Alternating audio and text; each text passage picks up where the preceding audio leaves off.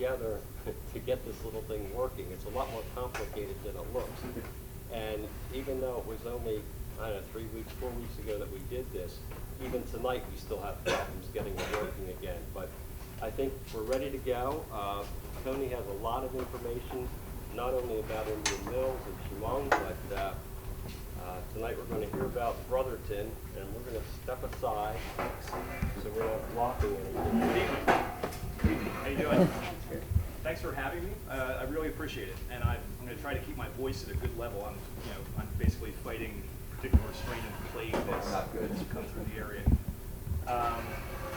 Yeah, I'm going to talk about the Brotherton Reservation, and the presentation, sort of by its nature, is going to be a little more kind of asymmetrical and more all-encompassing than specifically talking about the reservation, because a lot of the documentary, there isn't very much documentary evidence about the day-to-day at Brotherton.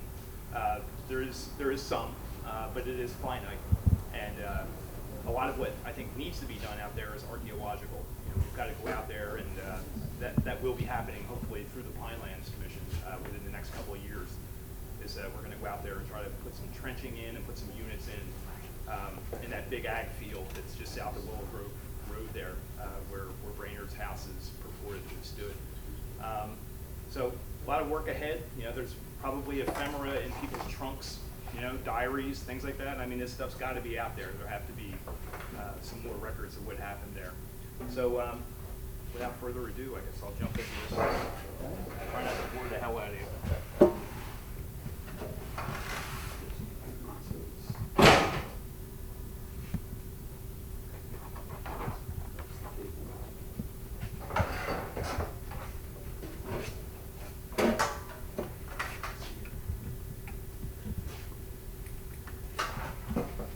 Okay, move to the natural wings.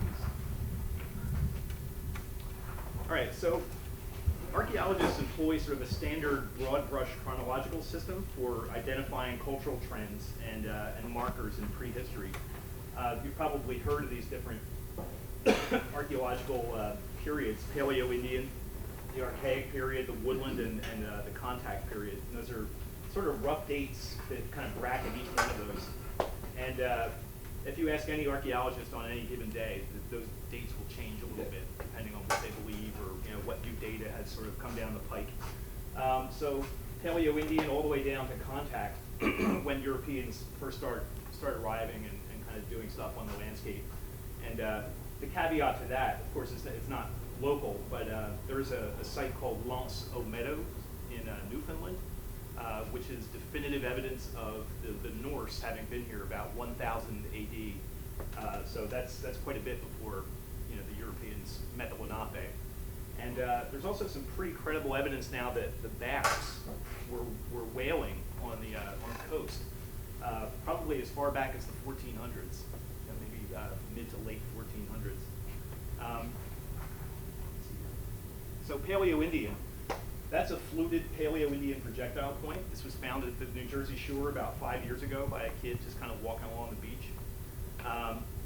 The Paleo-Indian period has become associated really with this fluted, what's called a Clovis point, named after the type site where it was found in New Mexico in the 1920s. There are distinct regional variations in fluted points across North America, but overall it's recognized as the chronological marker for that time period. This particular point looks like it's probably made of chert. It's got long flakes in the sides that would be used to haft it onto a spear, and it's usually composed of like a high grade, the highest grade lithic stone material that they could find at that time. Paleo-Indian period is generally associated with the earliest occupation of the Americas, though there are linguistic studies of contemporary native languages and some artifact assemblages that suggest people were probably here 30 to 40,000 years ago. But all of that's kind of up in the air. There are no big paleo stratified sites in the Pinelands, but there are a couple of very large sites in New Jersey. You've got the Plenge site in Warren County and the Ziert site up in Sussex. And usually the paleo points that get found in the Pinelands are usually surface finds. They find them on the surface and they're not generally in the ground or very deep below the ground. And so at this point in time, The climate's a lot colder. The sea level was, beginning to rise. There's pine trees are dominant, permafrost and tundra conditions in this area. Lots of periglacial features like spungs. I'm sure you folks are familiar with spungs and pingos and things like that. Let's see here. I love this image. So this cracks me up. This is a thing called a glyptodon. It's basically a giant Volkswagen-sized armadillo. That's what it looks like. And they were from South America, but I just love this picture because I hope these two are really good shots, because this thing looks like it's having a really crappy day already. And if they miss, I think they're in trouble. So to some extent, paleo groups are large game hunters: caribou, mastodon, elk, ground sloths, bear, peccary, things like that. But that's not all they're eating. Their diet's a lot more varied than that. We just sort of find a lot of evidence for those things. There's the Shawnee mini sink site up in northern Jersey that has hawthornberry remains and fish bones. So obviously their economy is much more distributed than one would believe initially. So they're using high quality, what's called cryptocrystalline material to make their spears. This place, if you ever get a chance, Veracruz, Pennsylvania, up above Quakertown. This is one of, if not the oldest, utilized paleo quarry in North America. And not long after people got here into the Northeast, they were coming to this particular quarry for this particular jasper, and they were trading it all up and down, and around. Like you It's find in Emmaus. It's, Emmaus area, yep. You know the area? Yep. Yeah. Yes. And there's a little state park around it now called Veracruz Park, curiously enough. And you can go in, and there are all these huge depressions where for thousands of years, Native Americans were pulling these cobbles out of the ground and making these spear points and whatnot. So you also get scrapers and knives, implements that they would have used for scraping hides, doing utilitarian tasks on a site. And almost certainly they're using things that don't show up in the archaeological record, things that just aren't going to last. Bone, to name one, like antler, things like that. So Paleo-Indian groups are likely mobile family groups, just kind of moving across the landscape, exploiting different resource environments. And there was, of course, at this time, about 100 miles more beachfront property off of the Jersey Shore, and they're constantly dredging up the remains of sites that have been submerged out there, finding all kinds of interesting stuff.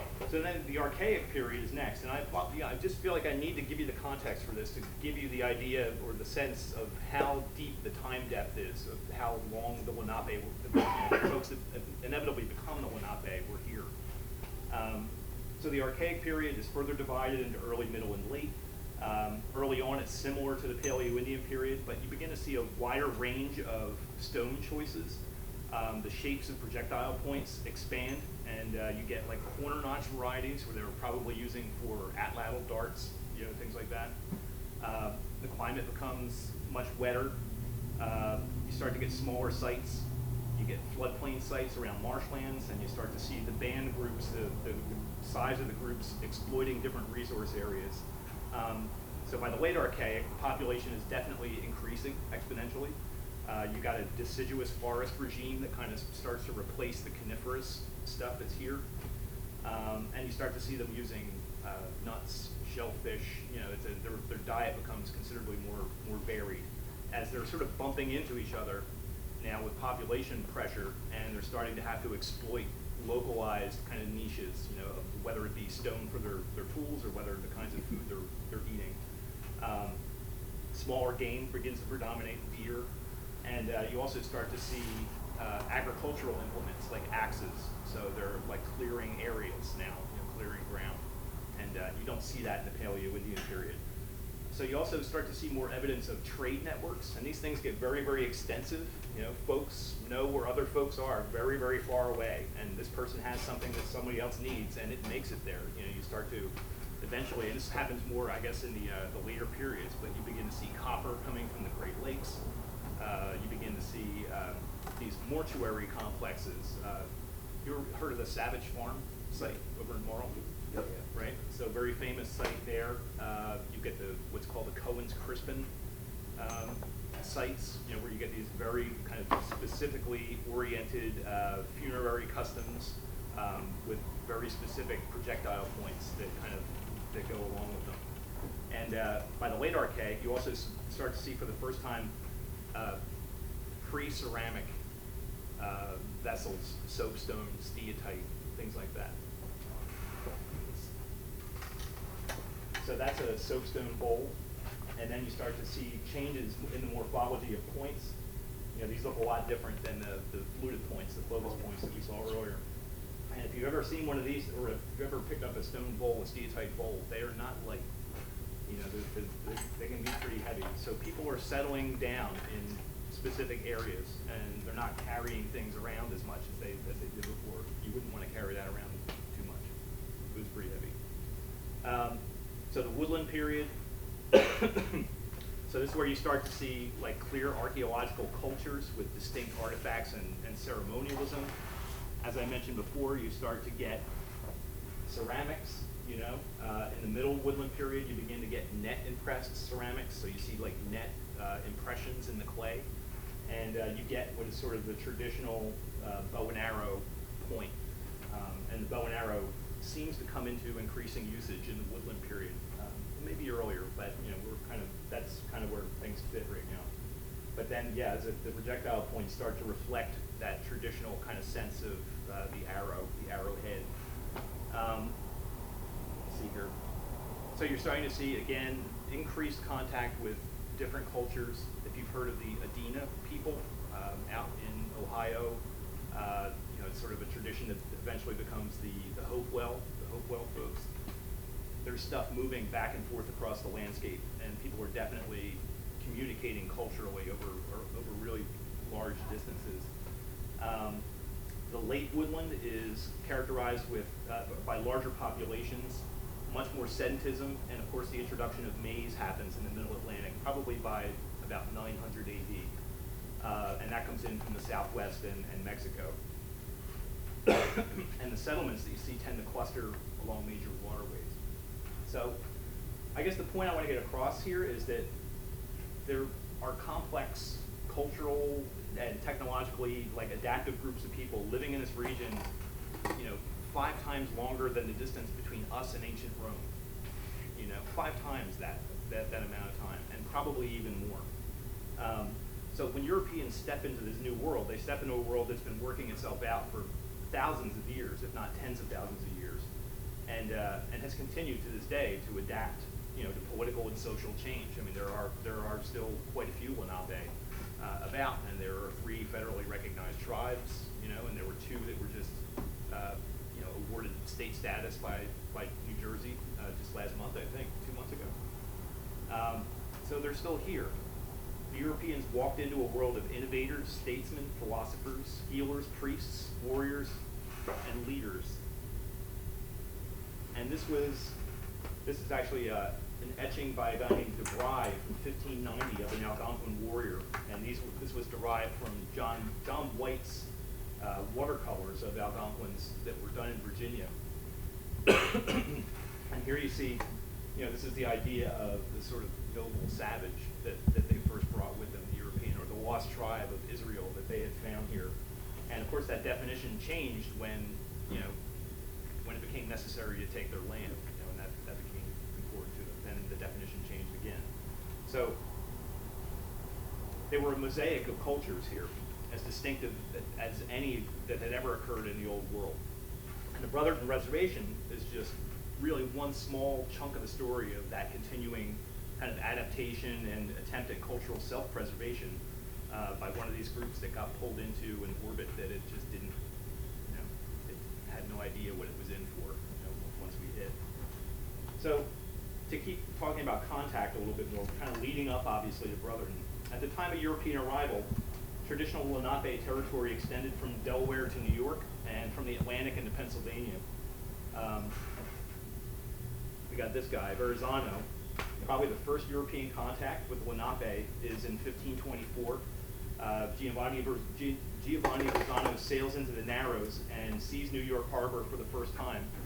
thinking from his vantage coming in that it was a huge inland lake.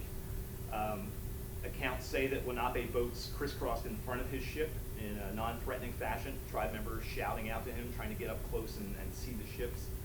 And it's estimated that the large villages at the time he got there were probably 200 to 300 people in a village.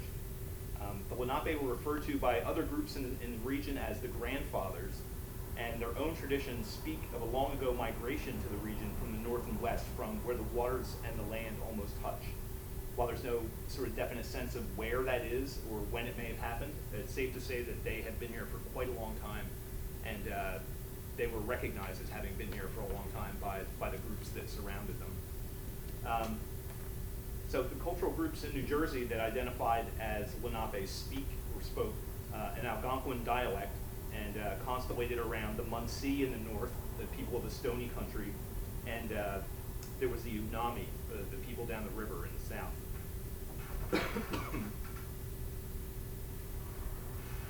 So early on in contact with the Europeans, the Lenape had pretty good relations with the Dutch, who were sort of the first people to kind of have extensive time with them. Quickly changed when the Dutch attempted to take more and more land from the Lenape and began to seed the tribes with alcohol, which made them more likely to sign documents they didn't understand, of course, to the advantage of the Dutch. So this resulted in things like Kuyf's War. I don't know if anyone's ever heard Kuyf's War in 1643, precipitated by a Dutch massacre of Lenape women and children.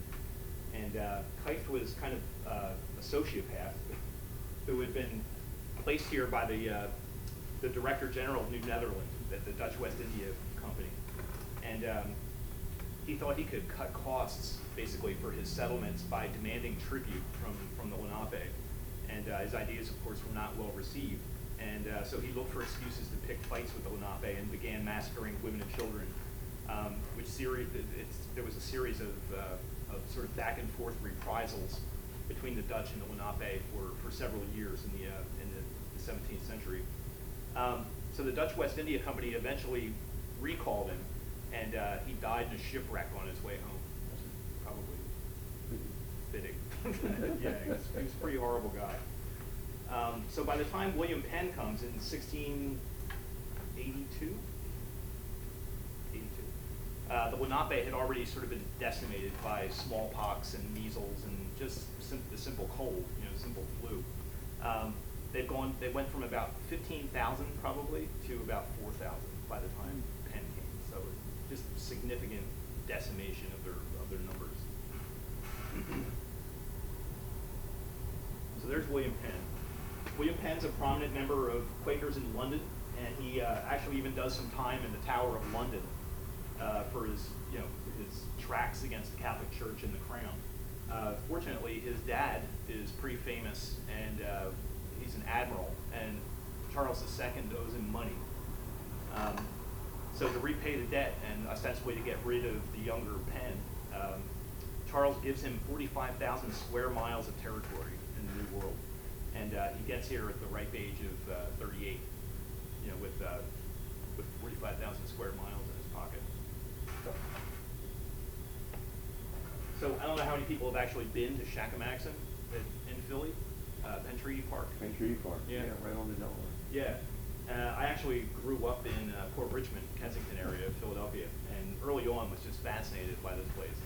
And a little disappointed that the way they sort of talk about it, the signage, has very little to do with the Lenape and almost everything to do with Penn. And this was one of their regional meeting places. This was a huge meeting place for the Lenape. And Lenape would come from states away, what are now states away, to meet once a year for council. So Penn's probably best known for his enlightened attitude, and that he shows towards the Lenape.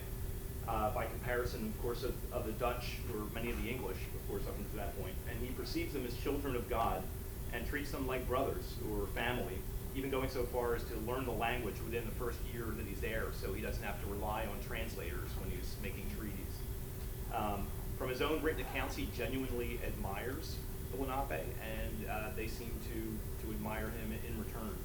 And there are accounts of Lenape in the 19th century who still speak very, very highly of William Penn and considered him to be one of the only people that treated them fairly, ultimately. Yeah, by all accounts, he was a reasonable guy. As a sort of a side story, apparently during the Salem witch trials and all that craziness in 16, I think, Penn was up at Pennsbury Manor, which is up the Delaware River, and he was called to preside over a trial in Philadelphia of a witch accusation. And he went down there, and apparently it lasted about a week, and he said nothing the whole time. Finally, the week was done, and it was time to make a decision, and he basically stood up and said, "If you ever bring me down from my house again for something so utterly ridiculous, I will have you all slapped in irons." Then you got that house. He went back. So he was a reasonable guy. He was reasonable. But then there were his sons. Do you know about his sons? You're going to find out. It's all leading up to Brotherton, trust me. Okay, the Walking Purchase, 1737. Thomas and John Penn. This is their swindle of the Lenape. So what most historians now believe to have been a forged treaty was attributed to their father for the ownership of as much land as could be walked in a day and a half, I guess it was a day and a half, north of an original land purchase that supposedly Penn had sanctioned in 1686. So the Lenape were convinced of the honesty of it more for, based on their respect for William Penn more than anything else. So native ideas, of course, of land tenure were considerably different than European ideas of land tenure, and they just didn't see it as a thing that you would own in perpetuity or sell to someone else. Needless to say, I mean, this brought them into conflict with the Penns, because what happened was it starts in Wrightstown, PA, and James Logan, the Pennsylvania Provincial Secretary, in league with the Penns, enlisted 3 European men, the 3 fastest men basically in the province. Their names were Jennings, Yates, and Marshall. Only one of them finished. I think one of them died, actually, on the way. The Lenape assumed beforehand that a man could only walk probably 40 miles a day, and thought that this was not going to be a big thing for them. What they didn't know was that the walkers fast walked, i.e. ran, along a route that had been cleared by surveyors ahead of time, and didn't follow the path that the Lenape had originally been shown on the map. So what happens at the end of it is that these guys run, and they net about 1,200,000 acres. Go back, I guess, to the line goes all the way from Wrightstown up to Jim Thorpe, which is ironically another Native American that got the shaft. And what they did was they drew a line from the beginning point and the end point to the east, and they basically wound up taking a chunk of land about the size of Rhode Island that came out of the Walking Purchase. So the Lenape, as you can imagine, were not happy, and that single action, that Walking Purchase, was the catalyst for decades of bad blood between the British and the Lenape, driving them in some cases into the arms of the French in what would become the race for the Ohio River Valley that led to the French and Indian War. So, something else going on that fits into all this. The Great Awakening in the 1730s and 1740s. Term used to describe a rise in evangelical fervor that's occurring in the colonies in Europe in the 1730s and the 1740s. It has its roots in Scotland in the 17th century, and it's associated with John Wesley, Jonathan Edwards, folks like that in Connecticut, who actually became president of Princeton. The idea of being born again and being renewed in the spirit and conversion come out of this particular time period and this sort of social phenomenon. So Dartmouth College, established in 1769, was the evangelical college. It was started in part to provide an institution for the training of Native American boys as missionaries, who could then go out to the wilderness and convert the heathens. So there's this idea now to kind of culturally control the Native Americans, not only through war and through pushing them off into reservations, but to control them by getting them to convert to Christianity and kind of have them move where they wanted them to move. So there's some recent research that argues that while the Indian missionary machine was immense, and undoubtedly many did in fact convert, Native American relationships to conversion were much more nuanced. Many may have been converting to Christianity as a way to ensure cultural survival. There was a hope that converting would facilitate integration into the community, and there were concepts of Christianity that resonated with pre-existing Native ideas of egalitarianism. I would also argue that converting might literally be seen as a way of protecting yourself and your family from being wiped out, as many of the indigenous groups have witnessed now for generations. So I think it's important not to think of Native groups as completely passive here, just kind of accepting new religion. There was a greater morality espoused by European preachers to replace their savagery, but I think that they picked and chose their battles. You know, that it was kind of survival, really, to do these conversions. So, with the Great Awakening, the Walking Purchase, you know, the Kites War, and we're leading up into the beginnings of what's inevitably going to become Brotherton. So we're going to talk about David and John Brainerd, who I'm sure you folks have heard of. So, let's see. So here he is, fresh off the cover of Colonial Preacher GQ. This is David Brainerd. He is Jonathan's older brother. He's born in 1718 in Connecticut, into a fiercely pious and religious family. From an early age, he's in poor health. He's sickly. You know, he's got TB. He's not in good shape. Jonathan later struggles with the same sorts of issues. He was constantly complaining of the ague, which was, I think, just basically a name for fever. It's like a bad fevers, but eventually probably tuberculosis. So David enters Yale 1739 and wants to be a minister. He's befriended by and mentored by Jonathan Edwards, who thinks he's brilliant. And David gets himself caught in a scandal in 1742 where he's overheard saying that one of his tutors has no more grace than a chair. And so he is heard and ratted out. And despite his apology to the board at Yale, they are unforgiving and they toss him out. And there is some speculation that that one incident really was what led to a schism in the evangelicals and wound up creating Princeton out of Yale, basically. That one David Brainerd incident. So here is David Brainerd ministering to the Mohicans. He's immediately caught up in the Indian mission movement, becomes one of its rising stars. He initially works at a place called Kanomique near Stockbridge, and then he works with the Lenape at the forks of the Delaware in Easton. Eventually he's sent to the Indian village of Crossweekzone, which becomes Crosswicks.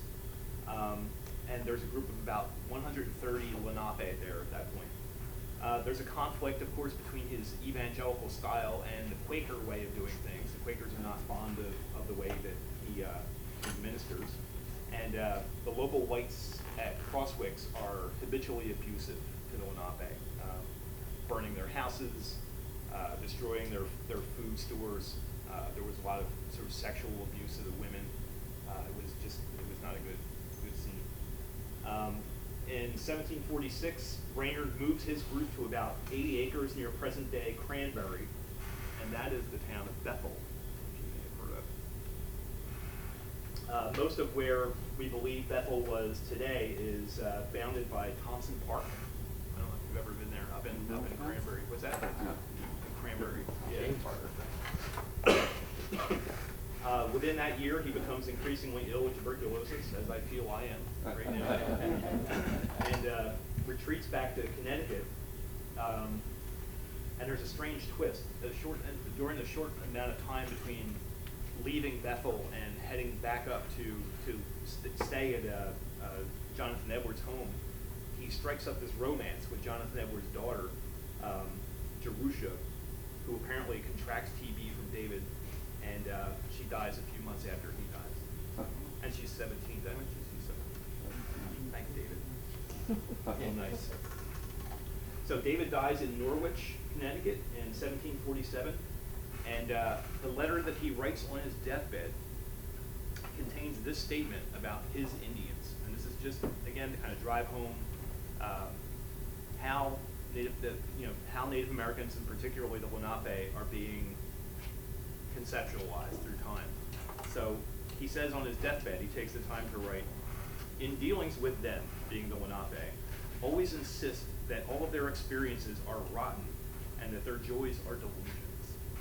So this is the kind of paternalistic, kind of condescending attitude that was prevalent really at the time towards the Lenape.